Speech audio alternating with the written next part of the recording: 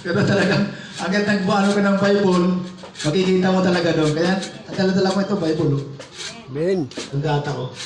Noon pa naman, wala pa naman si Mas Patalo pa kay Pacquiao. Si Pacquiao nga, sa data niya, Biblia. Nasabi niya yun. Diba?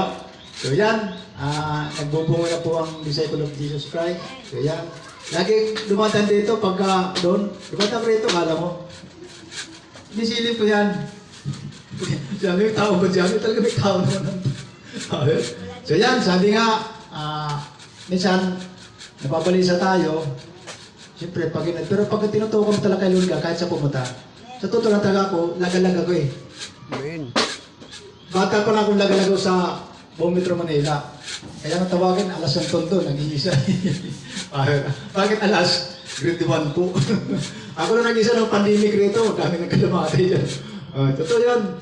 Kung makakasama niyo lang ako, sila magpapatunay kung sino. Ayan si Pastor, Brother Nicer, si Sir Karing, o si Frankie, bago lang nila, yan. Matugay na. Kaya, sino magpapatunay na ako nga to? Ano si Moses? Power. Bila tayo eh, di ba? Lumang tipan, ay bagong tipan tayo ngayon. Kung di naintindihan yung lumang tipan, balik-balikan lang. Si Jesus na magsasabi, 10 utos nga, nandun eh. Pero ngayon, 2 na lang hinahanap ni Jesus. Maputit masama, kaya mamimili ka ngayon. Amen. Di ba? Ako, pag lumakad ako dyan, pag istorya sa Smoky Mountain, totoo yan, maraming mga kailan dyan, sabi ko ng totoo. Pero sa awa ng Panginoon, ito buhay. Bakit? Nakailan tayo nakatuon eh. Ang hirap, no? Dami niya, Smoky Mountain, hanggang dito. Dito, 30 years na ako dito sa ano eh. Kaya ko sa buong mundo, ikikwento, hindi magkakasal siya sa libro eh. Pero talaga napakabuti ng Diyos. So nakilala ko na sila, ito. Sabi ko nga, hindi lang sabi ko, loob na ng Panginoon, gagawin na lang. So ibig sabihin, huwag na natin dayain yung sarili natin sa dinadaya. So siyempre may verse ako. Unang Pedro 5:7. Sabi nun, ipagkatiwala niyo sa kanyang kabilisan sapagkat siya ang pumupup sa inyo. Sabi sabihin, hindi kayo mapabalisa sa saan pumunta. Ako, nanalangin ako. Sabi Lord, wala akong pera. Lord, buhay ko sa Smoky Mountain. Pag kumakain ako, mahirap. Sabi ko, ayaw ko ngunit itong buhay. So nagkatotoo. Sabi ng Panginoon, ano ba gusto mo? 10 years basurero. Sa patero, 20 years. So, thank you Lord. Alam ng Panginoon yan. Diyan mga pare ko, yung iba nagkagawala na. So, natitira pa ako. Magsisis na. Kaya natatawa ko, kumusta na? Sabi nga, mahirap ang maging mahirap. Natatawa, may bagong naman ito eh. Pero sa negosyo ko yun. So, salamat kay Pastor Ala sa katsagaan niya. Diba? Sabi nga, si Jesus lumalakad. Hindi ako yun ha. Pero na Diyos sa rin ko. Pag pumunta mo dyan, kailangan malinis na ang pupuntahan mo. Pag lumakad ka, kaya kailangan malinis. Di ba malinis, nagwawalis? Power. Di ba? Yan ang kapunti ni Lord eh. Nakatawa. Ibig sabihin, may sabihin, nakatawa, blessing yun. Pag nakaganon, burangot yun. Kaya ang blessing, may mga palatandaan, blessing niya, pag bumabagsakan ang ulan, masasahod. Nakatawa, blessing. Ay, nakaburangot. Ganyan. Kahit Manila eh, ang ulan nga, lagay mo dito sa tatalbog doon sa may nakasahod. Kaya nakita mo, pag nakaburangot dito, hindi nakabalik rito. Joke lang. Power, no? So yan, maraming salamat. Amen. Pastor Alan, at saka niya, talagang manggagawa talaga. Pero kulang pa kami na magagawa. Amen. Alam mo na siya si Ricky, nakita ko kanina. Sabi ko yan, gagal pa ng araw yan. Kasi ganito na simple yan. Alam mo, mabigat yan. Sasabihin ko sa'yo, pag pirang dala-dala niya, magaan na yan. Amen. Hindi yan pare yan. Okay. Tatawa si Ricky. Bili mo kay Ricky. Alam mo, Ricky, magtsaga mo lang. Ako may ita, mag-59 ko, 36. Sabi sabihin, sa kalahati ka lang, pero marami ka pa na ano. Sabi sabihin, nahabol ka pa rin sa amin. Sabi niya, brother, Nicer, palubog na. Ano, 5.5? 5.30. Hindi, ang totoo lang. 5.20 na eh. 5.20. Ako 11:45 na. Kasi magsi-16 na ako. Pagdating ng 12, mag-aalauna na yun. Yun yung ibig sabihin. Pababa naman tayo.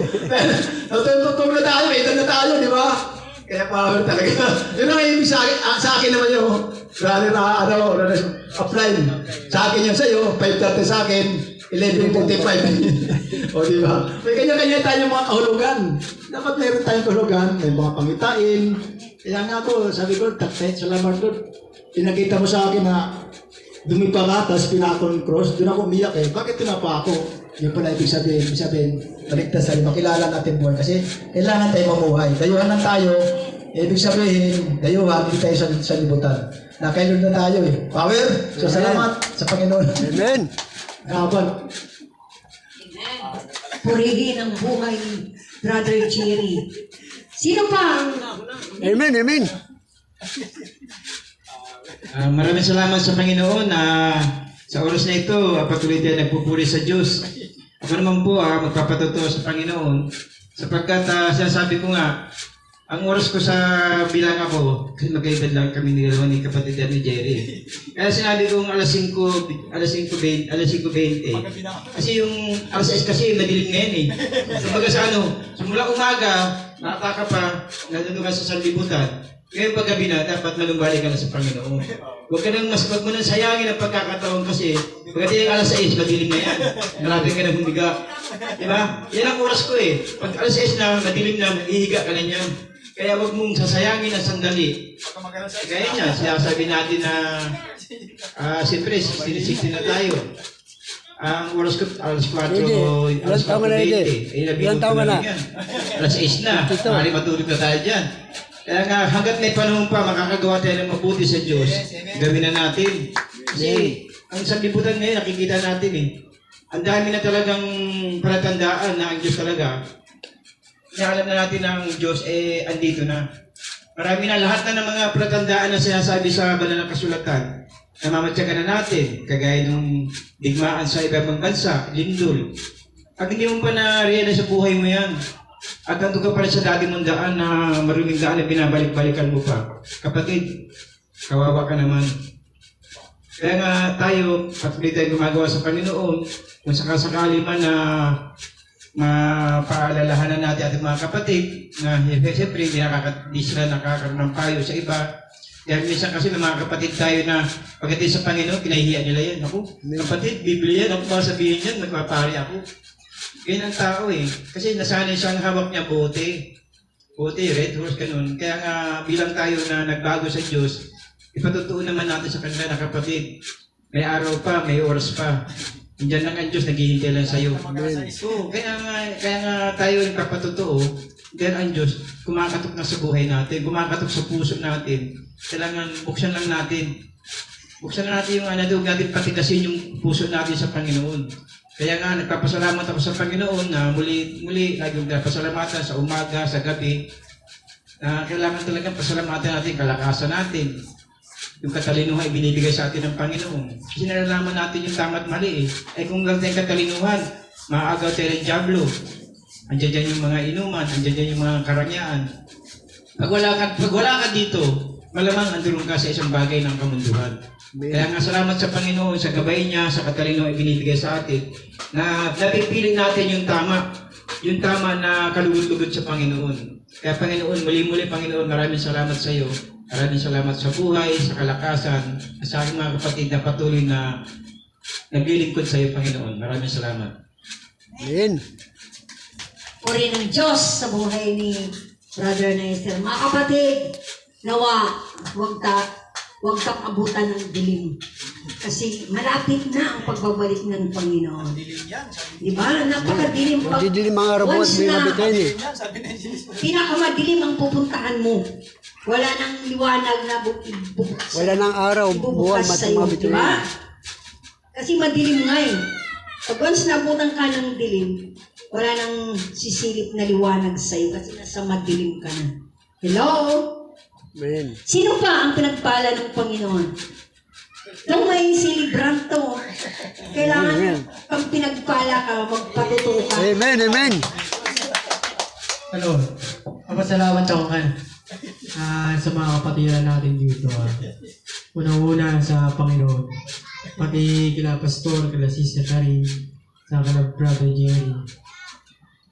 Wala namang ibang magtutulong kundi kapwa mananampalataya. Amen, amen. Sa gawain ng Diyos.